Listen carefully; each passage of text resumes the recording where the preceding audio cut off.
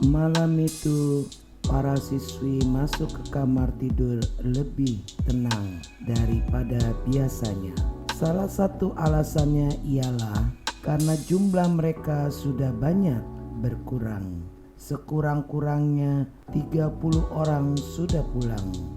Reaksi para siswi berbeda-beda sesuai dengan pembawaan masing-masing. Ada yang kacau, ada yang ribut, ada pula yang cekikikan, yang sebenarnya untuk menutupi kegugupannya sendiri. Ada pula beberapa yang hanya diam-diam saja dan merenung. Julia Upton naik dengan tenang dalam rombongan siswi yang pertama. Dia masuk ke dalam kamarnya lalu menutupnya.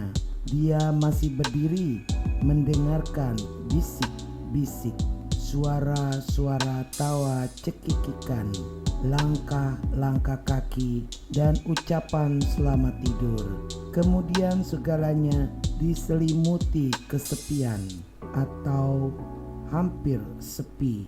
Suara-suara samar menggema di kejauhan dan langkah-langkah kaki hilir mudik ke dan dari kamar mandi. Pintunya tak punya kunci. Julia menyandarkan sebuah kursi pada pintu itu dengan mengganjalkan bagian atasnya pada pegangan pintu. Dengan begitu, dia akan tahu bila ada seseorang yang berniat masuk. Tapi rasanya tak mungkin ada seseorang yang berniat masuk. Para siswi dilarang keras memasuki kamar temannya, dan satu-satunya guru yang boleh masuk hanyalah Bu Johnson. Bila salah seorang siswi sakit atau merasa dirinya tak sehat, Julia menuju tempat tidurnya, diangkat kasurnya, lalu meraba-raba ke bawahnya, ditarik keluar raket itu, lalu berdiri sebentar sambil memeganginya. Dia telah memutuskan untuk memeriksa sekarang juga dan tidak akan menundanya lagi. Cahaya lampu kamarnya yang kelihatan dari celah pintu sebelah bawah akan menarik perhatian orang, padahal semuanya sudah harus dipadamkan. Sekarang masih wajar ada cahaya untuk berganti pakaian dan membaca sebentar di tempat tidur sampai pukul 10:30 kalau mau. Dia masih berdiri menatap raket itu. Bagaimana mungkin ada sesuatu yang tersembunyi dalam sebuah raket tenis? Tapi pasti ada, kata Julia sendiri. Pasti ada percobaan pencurian di rumah Jennifer, wanita yang datang dengan kisah bohong tentang sebuah raket baru. Hanya Jennifer yang mau mempercayai kata-kata itu, pikir Julia dengan mencemooh. Padahal sebenarnya itu adalah lampu baru yang ditukar dengan lampu lama. Dan seperti dalam kisah Aladin, itu berarti bahwa ada sesuatu yang luar biasa pada raket tenis ini. Jennifer dan Julia tak pernah menceritakan pada siapapun juga bahwa mereka sudah bertukar raket, atau sekurang-kurangnya dia sendiri tak menceritakannya. Jadi kalau begitu, inilah raket yang dicari-cari orang di pavilion olahraga itu, dan terserah padanya lah untuk mencari tahu mengapa diperiksanya dengan teliti benda itu. Tak ada sesuatu yang luar biasa kelihatannya. Raket itu cukup baik mutunya, namun agak kurang enak kalau dipakai. Tetapi setelah diganti senar bisa digunakan lagi. Jennifer mengeluh mengenai keseimbangannya. Satu-satunya tempat orang bisa menyembunyikan sesuatu pada raket tenis adalah pada gagangnya. Orang bisa melubangi gagang itu untuk menjadikan tempat menyembunyikan sesuatu, pikirnya. Kedengarannya memang terlalu cari-cari, tapi itu mungkin. Dan bila gagang itu sudah dikutak-atik, itu memang akan mengganggu keseimbangannya. Pada gagang raket itu terdapat sebuah bulatan dari kulit yang ada tulisannya yang sudah pudar. Itu tentu hanya ditempelkan begitu saja. Bagaimana bila itu dicabut orang? Julia duduk di meja hiasnya dan mengutik-ngutik dengan sebuah pisau lipat. Akhirnya dia berhasil mencabut kulit itu, dan di dalamnya terdapat sebilah kayu bulat yang tipis. Kayu itu kelihatannya tidak wajar. Di sekelilingnya terdapat sambungan. Julia membenamkan pisau lipatnya. Mata pisau itu bengkok. Gunting kuku akan lebih baik. Akhirnya dia berhasil mengeluarkan bilah kayu itu. Kini nampak suatu bahan yang warnanya campuran antara merah dan biru. Julia mengorek-ngorek.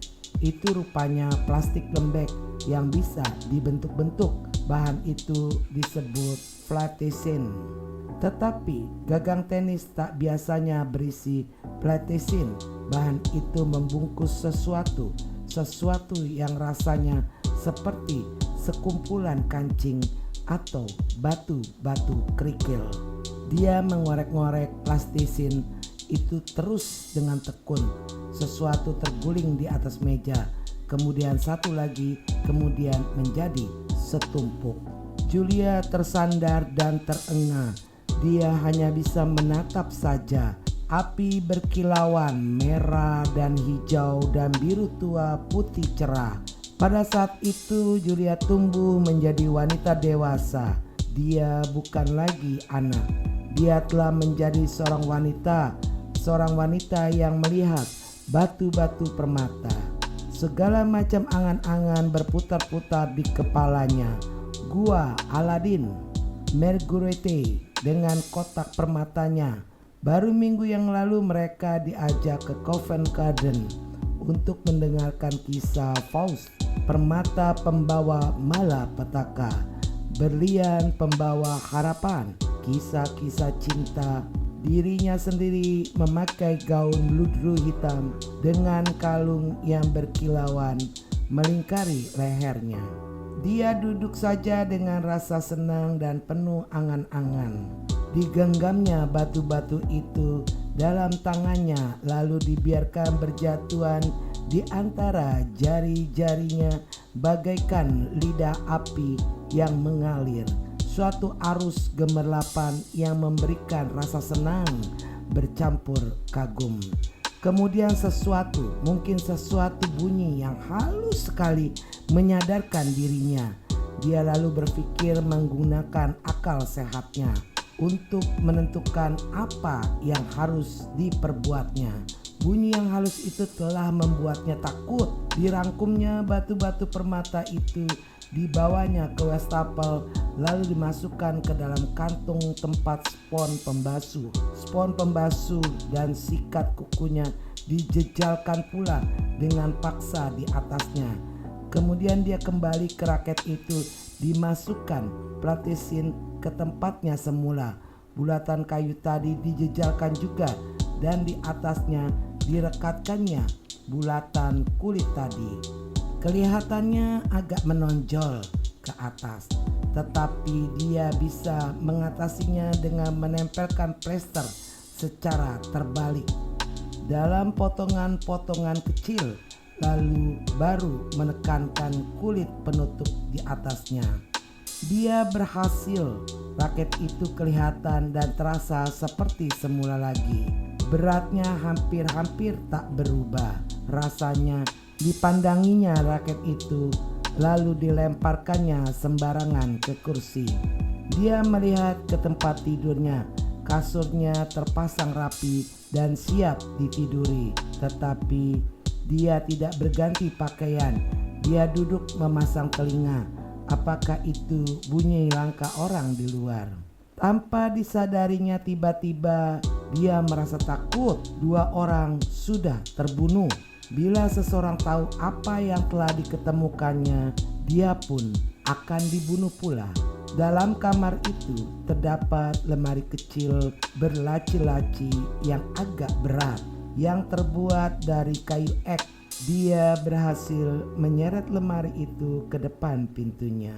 Sambil berbuat demikian, dia mengharap alangkah baiknya bila Meadowbank punya kebiasaan untuk memberikan anak kunci pada setiap pintu. Dia pergi ke jendela, ditutupnya lubang angin di atas jendela itu, lalu dipasangnya slotnya. Di dekat jendela itu tak ada pohon dan tak ada tanaman rambat. Dia tak yakin kalau ada orang yang bisa masuk melalui jendela itu. Tapi dia tak mau menyerah begitu saja. Dia melihat ke jam yang kecil, pukul 10:30. Dia menarik nafas panjang, lalu memadamkan lampunya. Tak seorang pun boleh tahu bahwa ada sesuatu yang luar biasa. Disingkapkannya sedikit gorden jendela. Bulan sedang purnama dan dia bisa melihat pintu dengan jelas. Lalu dia duduk di tepi tempat tidurnya. Dia memegang sepatu terberat yang dimilikinya. Bila ada seseorang mencoba masuk, pikirnya, aku akan membuat ribut ke dinding dengan sekuat-kuatnya. Mary King tidur di sebelah dan keributan itu pasti akan membangunkannya. Aku juga akan berteriak sekuat-kuatnya kemudian. Bila banyak orang datang, akan kukatakan bahwa aku telah bermimpi buruk. Semua orang bisa punya mimpi buruk setelah mengalami segala sesuatu yang terjadi di sini. Dia duduk saja dan waktu pun berlalu. Lalu didengarnya bunyi langkah-langkah kaki perlahan di lorong. Didengarnya langkah itu berhenti di depan pintunya. Berhenti lama. Lalu dilihatnya gagang pintunya bergerak perlahan. Akan berteriakkah dia? Belum. Pintu didorong hanya sedikit saja, tetapi tertahan oleh lemari kecil berlaci-laci itu. Hal tersebut pasti membuat orang yang berada di luar itu heran. Berhenti lagi, lalu terdengar ketukan. Suatu ketukan halus dan perlahan sekali di pintu. Julia menahan napas. Berhenti lagi, kemudian ketukan itu terdengar lagi, tapi masih tetap halus. Aku tidur, kata Julia pada dirinya sendiri. Aku tak mendengar apa-apa. Siapa yang datang dan mengetuk pintu di tengah malam? Bila dia adalah seseorang yang berhak mengetuk, dia tentu akan memanggil, menggoncang-goncangkan gagang pintu dan membuat ribut. Tapi orang ini merasa tak boleh membuat keributan. Lama Julia duduk saja. Ketukan itu tak terulang. Gagangnya diam tak bergerak. Namun Julia tetap duduk dengan tegang dan waspada. Lama dia duduk begitu. Dia sendiri tak tahu berapa lama kemudian baru dia tertidur. Lonceng sekolah yang akhirnya membangunkannya. Dalam keadaan terbaring meringkuk tak nyaman di tepi tempat tidurnya hingga tubuhnya terasa kaku. Setelah sarapan, para siswi naik lagi ke lantai atas untuk memberesi tempat tidur mereka. Kemudian turun kembali untuk berdoa bersama di aula utama dan akhirnya berpencar-pencar ke kelas masing-masing. Pada kesibukan yang terakhir itulah waktu para siswi bergegas ke berbagai arah. Julia masuk ke sebuah kelas lalu keluar melalui sebuah pintu di sebelah lain. Dia menggabungkan diri dengan suatu kelompok yang bergegas menuju ke belakang bangunan. Kemudian dia bersembunyi di balik rumpun rhododendron, lalu mengendap-endap ke tempat-tempat yang tak terlihat dan akhirnya tiba di dekat tembok halaman. Di sana tumbuh sebatang pohon jeruk yang lebat, yang cabang-cabangnya hampir menyentuh tanah. Dengan mudah Julia memanjat pohon itu, karena memang sejak kecil dia biasa memanjat. Dia duduk bersembunyi di dahan yang berdaun lebar sambil sesekali melihat ke arlojinya. Dia yakin bahwa untuk sementara orang tidak akan merasa kehilangan dia. Keadaan sedang kacau. 2 orang guru sudah terbunuh dan lebih dari separuh siswi telah pulang. Itu berarti bahwa semua pelajaran harus disusun kembali. Jadi tidak akan ada seorang pun yang merasakan ketidakhadiran Julia Upjohn sampai waktu makan siang. Sedang menjelang waktu itu, Julia melihat ke arlojinya lagi. Dia merangkak dengan mudahnya dari pohon ke permukaan tembok. Dia duduk mengangkangi tembok itu, lalu menjatuhkan dirinya mulus ke sisi lain. Beberapa ratus meter dari situ ada sebuah halte dan sebuah bus akan tiba beberapa menit lagi. Bis datang tepat pada waktunya dan Julia menyetopnya lalu masuk ke bis itu. Dikeluarkan sebuah topi laken dari saku baju katunnya lalu dipasangnya di kepalanya. Rambutnya kini agak kusut. Dia turun di stasiun lalu naik kereta api ke London. Dalam kamarnya dia telah meninggalkan sepucuk surat pendek untuk Bu Bulstrode yang disandarkannya di Westchapel. Ibu Bulstrode yang terhormat, saya tidak diculik, tidak pula melarikan diri. Jadi janganlah ibu khawatir, saya akan kembali secepat mungkin. Hormat saya, Julia Upjohn. Di White House Mansion nomor 228, George, penjaga pintu, merangkap pelayan Hercule Poirot yang tak bercacat, membukakan pintu dan merasa heran melihat seorang gadis sekolah yang berwajah kotor. Bolehkah saya bertemu dengan Hercule Poirot? Agak lama George menyahut. Dia menganggap tamu itu tak diharapkan. Tapi Tuan Poirot tak pernah menerima siapapun tanpa janji lebih dahulu, katanya. Saya rasa saya tak punya waktu untuk membuat janji lebih dahulu. Saya benar-benar harus bertemu dengannya sekarang juga.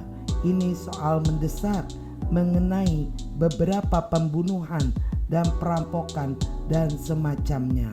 Coba saya tanyakan dahulu, kata George. Apakah Tuan Poirot mau bertemu dengan Anda? Gadis itu ditinggalkannya di lorong rumah dan dia masuk untuk berbicara dengan majikannya.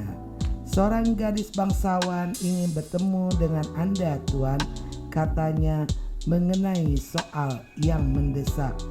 Sudah kukatakan, kata Hercule Poirot, tak semudah itu aku mengatur waktu. Sudah saya katakan itu padanya, Tuan. Bagaimana gadis bangsawan itu? Ya, lebih tepat dikatakan bahwa dia masih gadis kecil, Tuan. Seorang gadis kecil, seorang gadis bangsawan. Yang mana yang benar, George? Keduanya itu tak sama.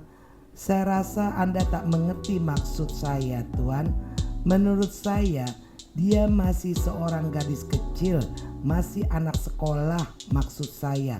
Tapi meskipun gaunnya kotor dan robek pula, dia sebenarnya seorang gadis bangsawan. Suatu istilah sosial, aku mengerti. Dan dia ingin bertemu dengan Anda sehubungan dengan beberapa pembunuhan dan perampokan. Alis Poirot naik. Beberapa pembunuhan dan perampokan? Hebat. Persilakan gadis kecil itu atau gadis bangsawan itu masuk. Julia masuk ke dalam kamar dengan berani. Dia berbicara dengan sopan dan wajar. Apa kabar, M. Poirot? Saya Julia Upjohn. Saya rasa Anda kenal pada seorang sahabat karib mama saya, Nyonya Summer Hayes. Pada waktu musim panas yang lalu, kami berlibur ke tempatnya dan beliau banyak berbicara tentang Anda. Nyonya Summer Hayes, pikiran Poirot melayang kembali ke sebuah desa yang terletak di bukit. Di puncak bukit itu terletak sebuah rumah.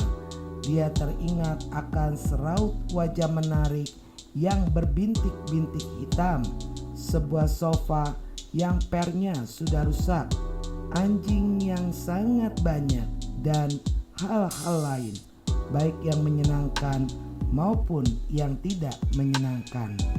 Maureen Summerhays, katanya. Oh ya, saya memanggilnya Bibi Maureen, tapi dia sebenarnya bukan bibi saya.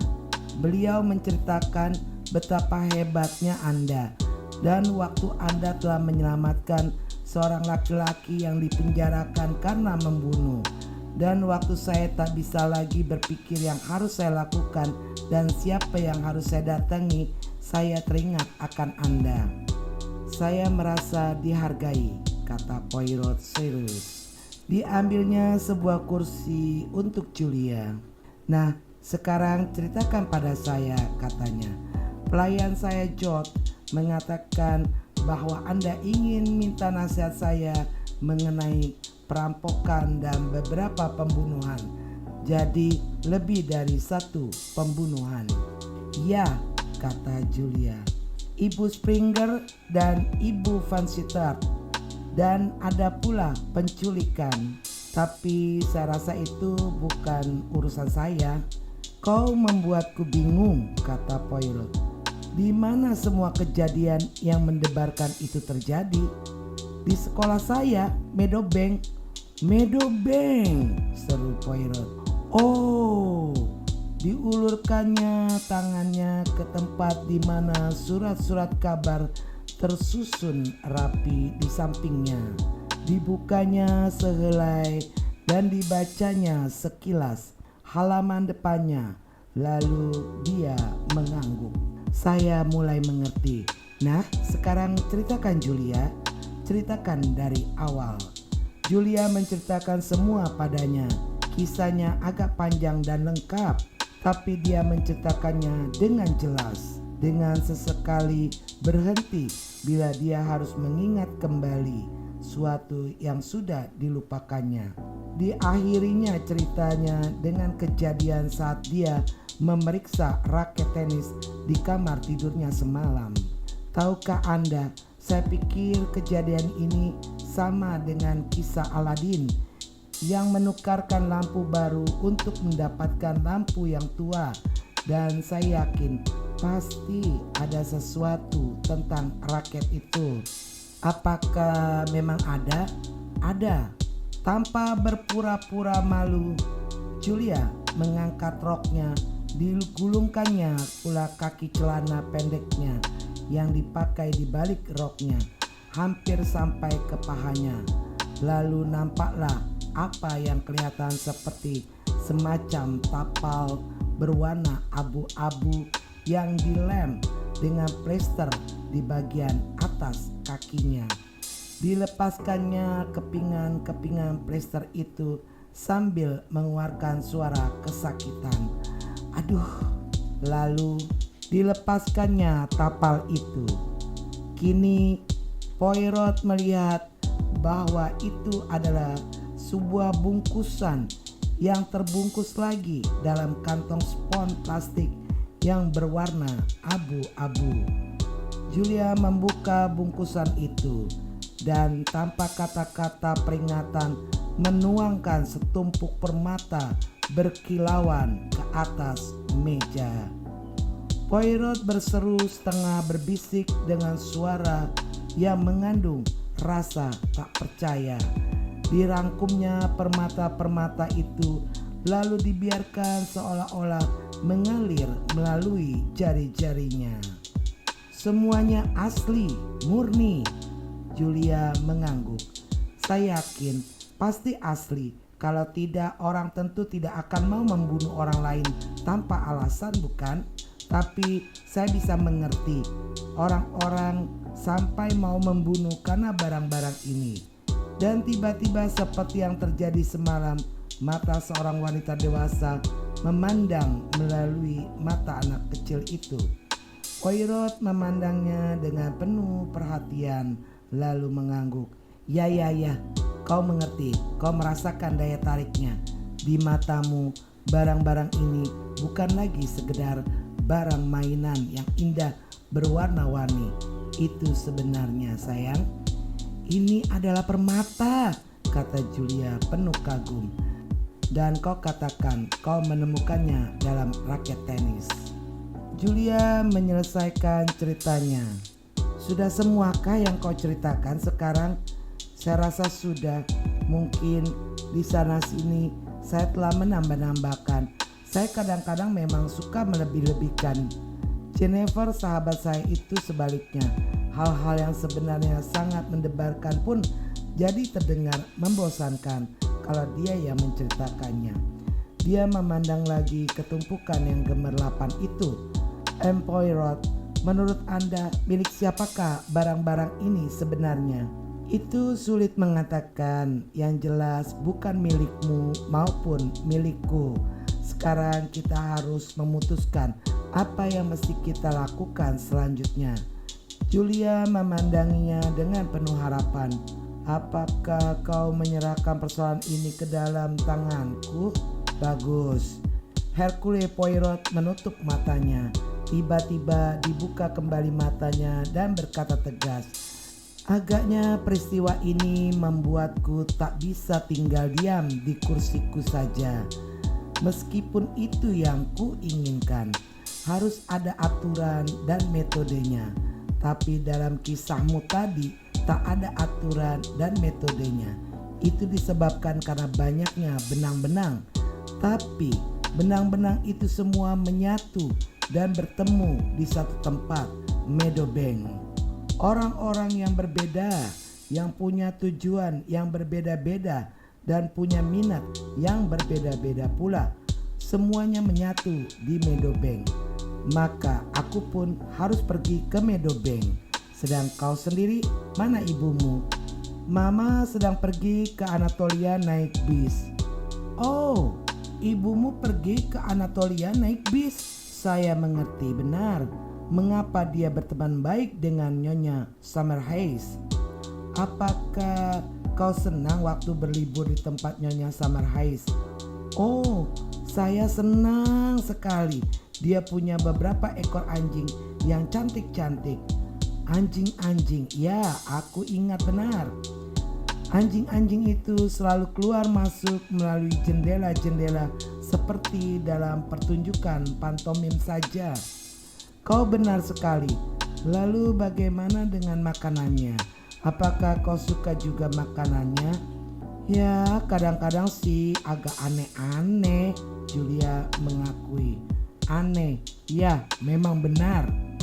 Tapi Bibi Maureen pandai sekali membuat telur dadar yang enak sekali. Telur dadar buatannya memang enak sekali. Suara Poirot terdengar senang. Dia menarik nafas panjang. Kalau begitu, Hercule Poirot tak hidup sia-sia, katanya. Akulah yang mengajarkan Bibi Maureen membuat telur dadar itu. Dia mengangkat gagang telepon. Sekarang kita akan meyakinkan kepala sekolahmu bahwa kau selamat, sekalian memberitahukan kedatanganku ke Meadowbank bersamamu. Beliau sudah tahu bahwa saya tak apa-apa. Saya sudah meninggalkan sepucuk surat pendek yang menyatakan bahwa saya tidak diculik. Biarpun begitu, beliau akan lebih senang kalau kita meyakinkannya. Beberapa lama kemudian dia dihubungkan dan diberitahu bahwa Bu Bulstrode yang berbicara. Oh, Bu Bulstrode, nama saya Hercule Poirot. Bersama saya di sini ada seorang siswi Anda, Julia Upjohn. Saya akan segera datang ke sana bersama dia. Dan tolong beritahu kepada polisi yang sedang bertugas mengenai perkara ini bahwa suatu bungkusan berisi barang-barang yang sangat berharga telah disimpan di bank dengan aman. Dia memutuskan pembicaraan lalu melihat kepada Julia. Kau mau sirup? Sirup apa? Tanya Julia ragu. Sirup buah-buahan, aku punya sirup kismis. sirup rambus, grosil, itu sirup kismis merah. Kau mau yang mana? Julia memutuskan untuk minum sirup kismis merah. Tapi bukankah permata-permata itu belum tersimpan di bank? Sebentar lagi. Aku takut kalau ada yang ikut mendengarkan di Meadowbank atau tanpa sengaja mendengarkan percakapan kita tadi, atau diberitahu sebaiknya mereka menyangka bahwa barang-barang itu sudah ada di bank dan tak ada padamu lagi. Untuk mengambil permata-permata dari bank dibutuhkan waktu dan syarat-syarat tertentu, dan aku tak suka sesuatu terjadi pada dirimu, nak. Kuakui bahwa aku sangat menghargai keberanian dan akalmu yang panjang. Julia merasa senang tapi malu.